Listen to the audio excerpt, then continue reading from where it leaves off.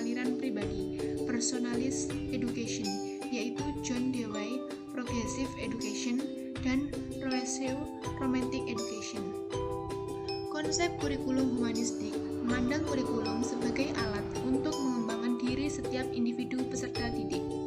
Peserta didik diberi kesempatan untuk mewujudkan dirinya sesuai dengan potensi yang dimilikinya.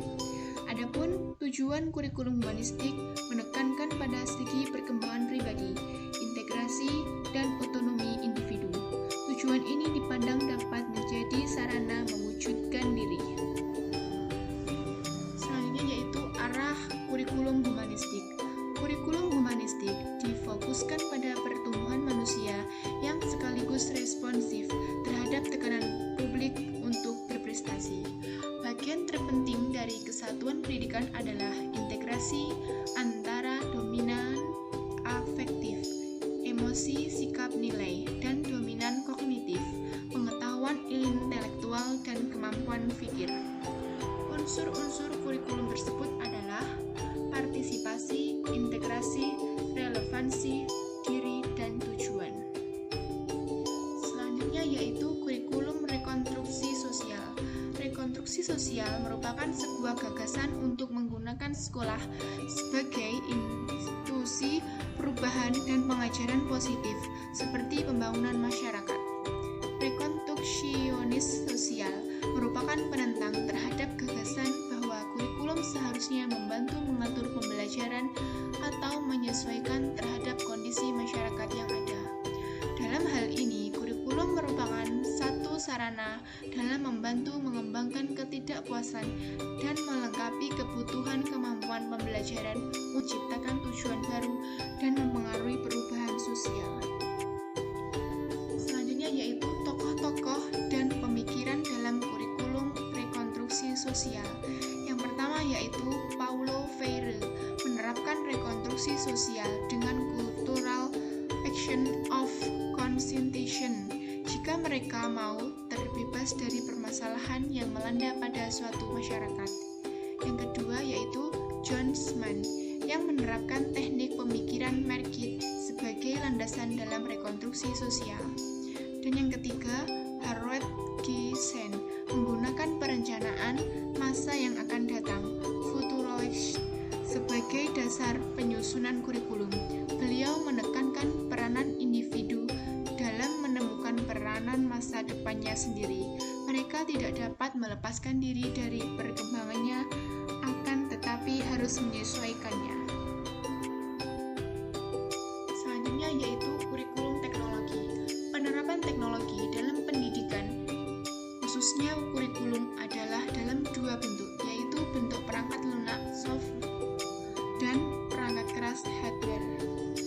Teknologi pendidikan dalam arti teknologi alat lebih menekankan kepada pengguna alat-alat teknologis untuk menunjukkan efisiensi dan efektivitas pendidikan.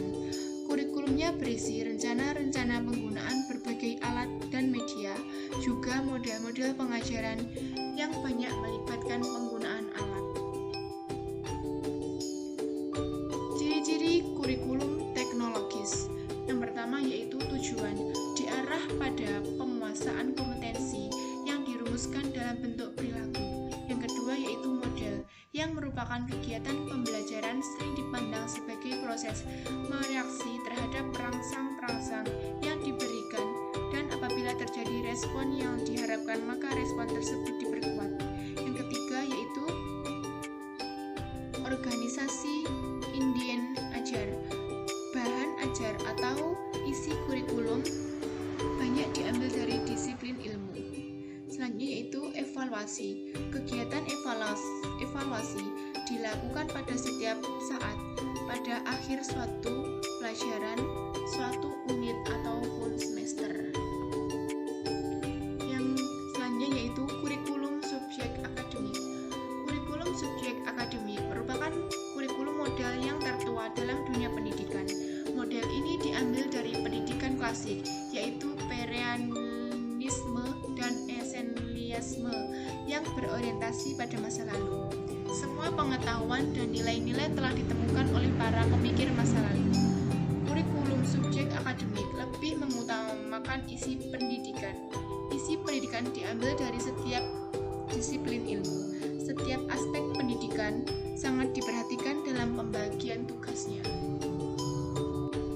Selanjutnya yaitu pendekatan kurikulum subjek akademik. Pendekatan subjek akademik dalam menyusun kurikulum atau program pendidikan didasarkan pada sistematisasi disiplin ilmu masing-masing. Setiap ilmu pengetahuan memiliki sistematisasi tertentu yang berbeda dengan sistematisasi ilmu lainnya. Pendekatan-pendekatan kurikulum subjek akademik adalah sebagai berikut. Yang pertama, yang melanjutkan pendekatan struktur disiplin dengan menonjolkan proses penelitian ilmiah. Yang kedua, pelajaran terpadu. Dan yang ketiga, pendidikan fundamental. Sekian presentasi dari kelompok kami. Bila ada kurangnya mohon maaf. Wabillahi taufiq wal hidayah. Wassalamualaikum warahmatullahi wabarakatuh.